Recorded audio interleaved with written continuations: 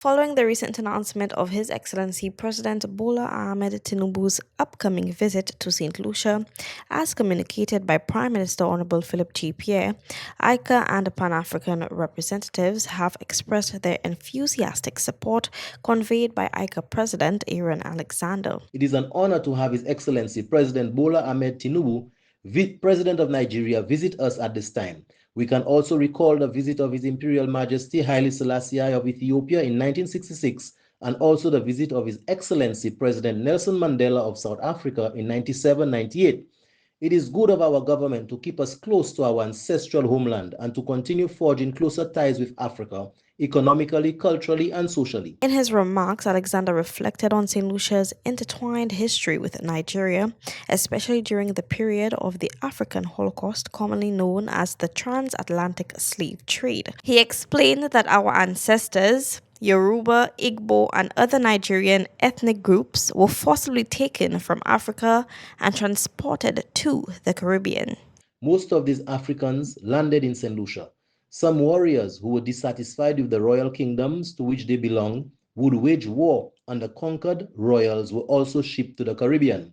As a result, many of us St. Lucians might be able to trace our ancestry to Nigeria and even discover that some of us are of royal blood. Alexander also highlighted that September 7th is celebrated as Africa CARICOM Day. He mentioned that Prime Minister Pierre may be traveling to Ethiopia to attend the African Union Conference, a grouping established in 1975 comprising of 15 African states within a shared economic space similar to CARICOM.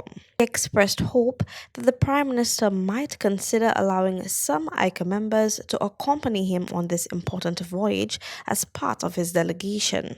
Additionally, Alexander urged both the Prime Minister and the External Affairs Minister to clearly articulate the government's position on current issues in Africa, including efforts led by Captain Ibrahim Traoré prior to the President's visit.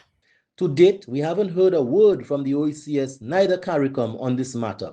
Recently, when the US tried to bully the Caribbean, stating that we should not do business and accept help from Cuba and Venezuela, the OECS and CARICOM stood in solidarity with Cuba and Venezuela as they should. Hence, we dare ask why the loud silence on Burkina Faso and by extension the AES. Why hasn't the OECS and CARICOM issued any statement about this? ICAR's president extended a warm welcome to His Excellency President Tinubu and commended the Prime Minister's ongoing efforts to reconnect with Africa. He also suggested incorporating African languages into our school curriculum to strengthen cultural ties.